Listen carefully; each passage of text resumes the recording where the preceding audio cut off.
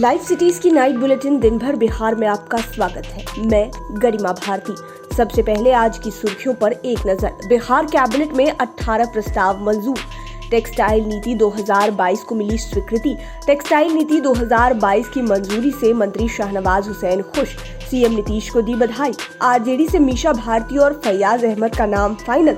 दोनों के नाम पर लालू ने लगाई मुहर। जातीय जनगणना पर बीजेपी जेडीयू के साथ उपेंद्र कुशवाहा ने कहा केंद्र स्तर पर होता तो और अच्छा होता। बेगूसराय में बाल बाल बचे डिप्टी सीएम तारकिशोर प्रसाद, मंच टूटा। मोतिहारी में 2 मिनट में 2 करोड़ की डकैती, जांच जारी। पटना में एनसीबी ने 1 करोड़ का हेरोइन पकड़ा, 2 गिरफ्तार। तलाक मामले में भोजपुरी फिल्म स्टार पवन सिंह की हुई पेशी और फैमिली कोर्ट में काउंसलिंग। गया जी महोत्सव का जीतन राम मांझी ने किया उद्घाटन। पंकज उदास ने बांधा समा और बिहार में देरी से आएगा मानसून। 14-15 जून तक आने के आसार। अब खबरें विस्तार से।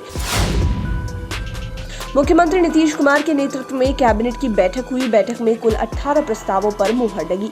बिहार औद्योगिक निवेश प्रोत्साहन नीति को नीतीश कैबिनेट ने स्वीकृति दे दी है। नीतीश कैबिनेट में टेक्सटाइल नीति 2022 को स्वीकृति दे दी गई है।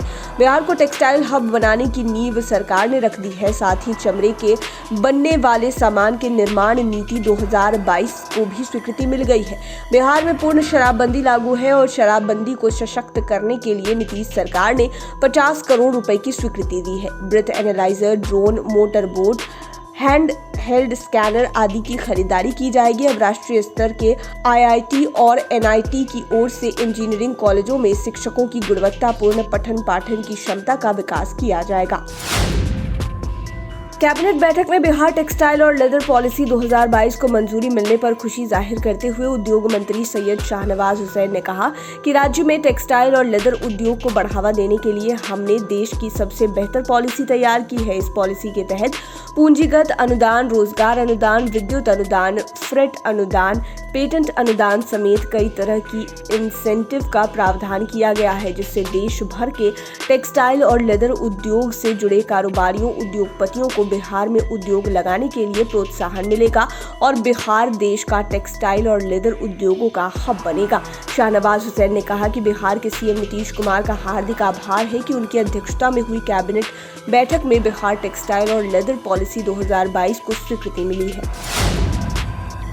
आरजेडी ने राज्यसभा प्रत्याशियों की घोषणा कर दी है। मीशा भारती और बिस्फी के पूर्व विधायक डॉक्टर फैयाज अहमद को राज्यसभा का टिकट दिया गया है। आलाकमान की बैठक के बाद यह निर्णय लिया गया। डॉक्टर फैयाज अहमद काफी पढ़े लिखे नेता हैं। उन्होंने एमए और पीएचडी की है। 2005 में उन्होंने राजनीति में प्रवेश किया। 2020 के विधानसभा चुनाव में अहमद के साथ ही भाजपा के हरिभूषण ठाकुर बचौल और प्लूरल्स पार्टी की पुष्पम प्रिया चौधरी खास उम्मीदवार थी, लेकिन जीत हरिभूषण ठाकुर बचौल की हुई। राज्यसभा चुनाव में उम्मीदवार के चयन की पूरी जिम्मेदारी राजद सुप्रीमो लालू यादव के कंधों पर थी। लालू यादव बुधवार को दिल्ली से पटना पहुंचे। उनकी बड़ी बेटी मीशा भारती भी साथ ही पटना पहुंची। उपेंद्र कुशवाहा ने कहा कि जातीय जनगणना के मुद्दे पर बीजेपी ने कभी भी विरोध नहीं किया। बीजेपी विधानमंडल में भी इस मुद्दे पर साथ दी है। उन्होंने कहा है कि अगर केंद्र सरकार जातिगत जनगणना कराती तो बड़े स्केल पर होता, जिसका फायदा सभी जातियों को मिलता। वहीं लालू यादव के बिहार आने पर कहा कि उनके रहने या न रहने से राजद को कोई भी फायदा नहीं होने वाला है। वहीं आरसीपी की उम्मीदवारी पर उपेंद्र कुशवाहा ने कहा कि जल्द ही नाम की घोषणा होगी। कौन उम्मीदवार होगा इस पर सीएम फैसला करेंगे। अभी नामांकन के लिए समय है। डिप्टी सीएम तारकिशोर प्रसाद बेगूसराय सदर प्रखंड के उलाव रचियाही गांव में 2 दिवसीय संतमत सत्संग का उद्घाटन करने के लिए पहुंचे, जहां पर उन्होंने फीता काटकर और फिर परमहंस जी महाराज के चित्रों पर पुष्पांजलि अर्पित की। इसके बाद वह दीप प्रज्वलित कर कार्यक्रम का उद्घाटन करने स्टेज पर चढ़ी, लेकिन इसी दौरान स्टेज में भीड़ बढ़ने के कारण मंच टूटकर नीचे गिर गया। हालांकि इस दौरान डिप्टी सीएम बाल बाल बच गए और कोई भी बड़ा हादसा होते होते रह गया। इस घटना में डिप्टी सीएम बाल बाल बच गए, लेकिन जेडीयू के जिला अध्यक्ष रुदल राय का दाहिना पैर टूट गया है। मोतिहारी में एक ज्वेलरी शॉप में 2 करोड़ की डकैती हुई। बदमाशों ने इस वारदात को 2 मिनट में ही अंजाम दे दिया। दुकान में लगे सीसीटीवी कैमरे में पूरी वारदात कैद हुई है। इसमें साफ दिख रहा है कि शाम में 8 बदमाश दुकान में दाखिल हुए। दुकान में घुसते ही वो फायरिंग करने लगे। अंदर आने के बाद दुकान में बैठे ग्राहकों को डराया, फिर दुकान मालिक के 2 बेटों को गोली मारी और एक बोरी में करीब 2 करोड़ के गहने और कैश लेकर फरार हो गए। दोनों घायलों का इलाज जारी है। जिले के चकिया थाना क्षेत्र के रानीगंज मोहल्ले में देवीलाल प्रसाद ज्वेलर्स इसमें लूटपाट हुई है। दुकान में रखे करीब 1 किलो सोने के गहने और 60-70 किलो चांदी सहित कैश लूट लिया गया है।